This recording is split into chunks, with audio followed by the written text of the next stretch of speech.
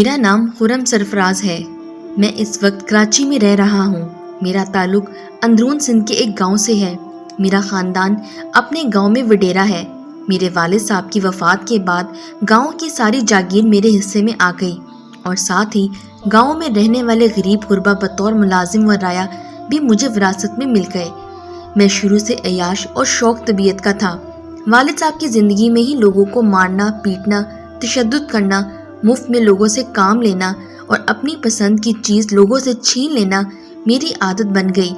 جب تک والد صاحب زندہ تھے مجھے روک ٹوک بھی کرتے تھے، پیار سے بھی سمجھاتے تھے، سختی بھی کرتے تھے، مگر میں ان کی نصیحت کا کوئی خاص اثر نہیں لیتا تھا۔ یہاں تک کہ وقت گزرتا رہا، والد صاحب فوت ہو گئے، دولت، جاگیر، دھن اور گاؤں کی رعایا سب کچھ میرے زیر تسلط آ گیا تو میرے مظالم بھی بڑھ گئے۔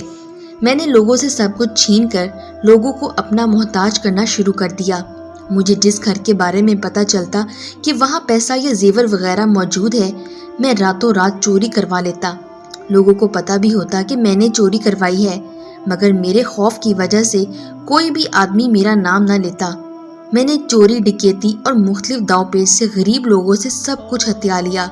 اب یہ نوبت تھی کہ گاؤں کے لوگ مجھ سے قرض لے کر کھانے پر مجبور ہو گئے تھے۔ میرے دل میں گاؤں کے تمام غریبوں کی دولت چھین لینے کے بعد بھی دولت کی ہوس ختم نہ ہوئی بلکہ اور بھی بڑھ گئی، تو میں دولت میں اضافہ کرنے کے مزید طریقے سوچنے لگا۔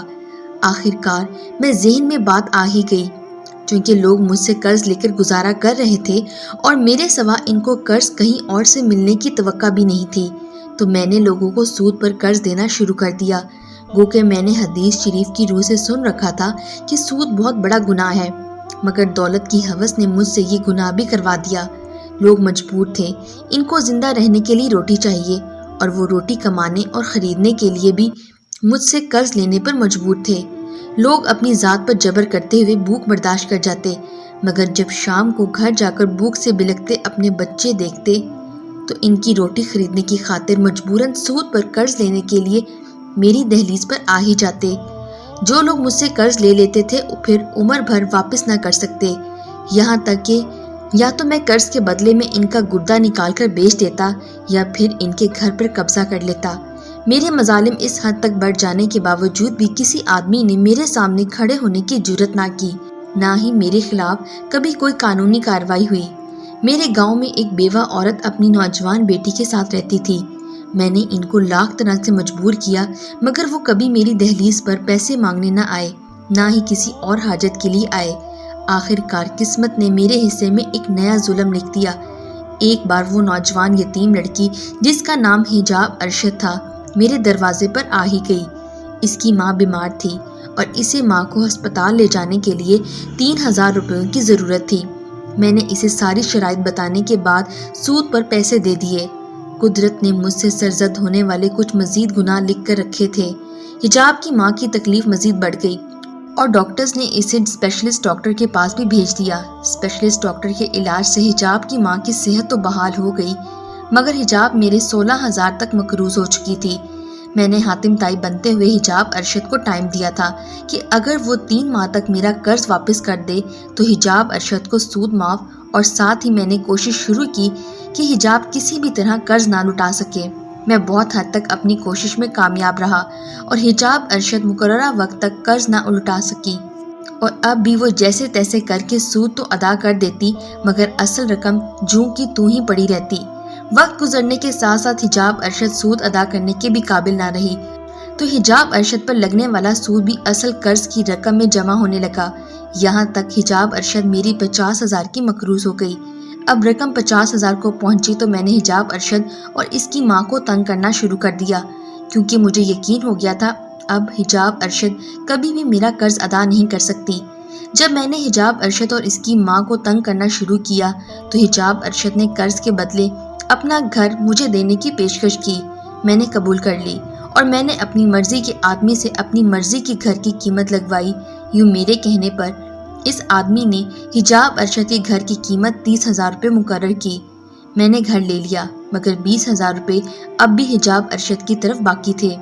حجاب ارشد اور اس کی ماں نے باقی 20,000 روپے کی رقم پر سود نہ لگانے کے بدلے میرے گھر میں بطور ملازمہ کام کرنا شروع کر دیا اور ساتھ 6 ماہ میں بقیہ قرض ادا کرنے یا پھر دونوں ماں بیٹی میں سے ایک گردہ بیچنے پر متفق ہو گئیں۔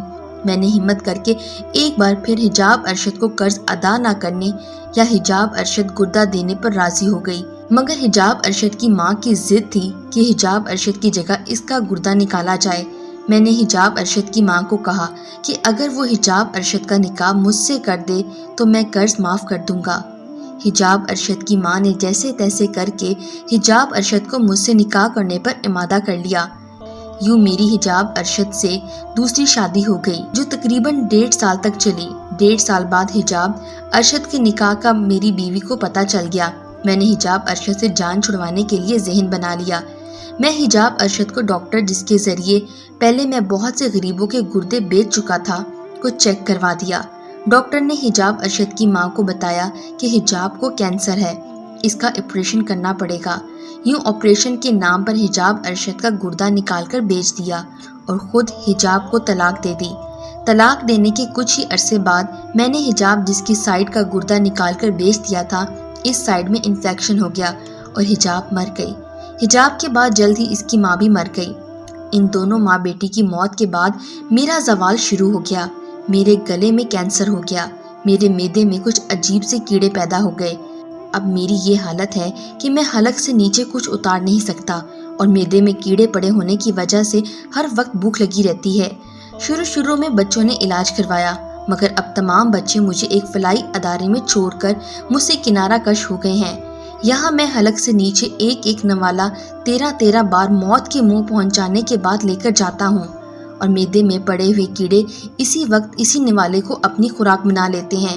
میں سارا دن ساری رات کھاتا رہتا ہوں، نہ تو میری بھوک مٹتی ہے اور نہ ہی پیٹ بھرتا ہے۔ سارا دن ساری رات کھاتے رہنا میری مجبوری ہے کیونکہ میری بھوک مٹتی ہی نہیں ہے اور ایک نوالہ کھانا بھی میرے لیے عذاب قبر کے برابر ہے۔ میں نے ڈاکٹرز کی منتیں کی کہ مجھے کوئی زہر والا انجیکشن لگا دو، مگر وہ نہیں مانے۔ اللہ سے موت مانگی مگر نہیں آئی۔ اب جب تک زندہ ہوں لوگوں کو حدیث شریف کا حوالہ دیتے ہوئے سمجھانے کی کوشش کرتا رہتا ہوں کہ سود کتنا بڑا گناہ ہے۔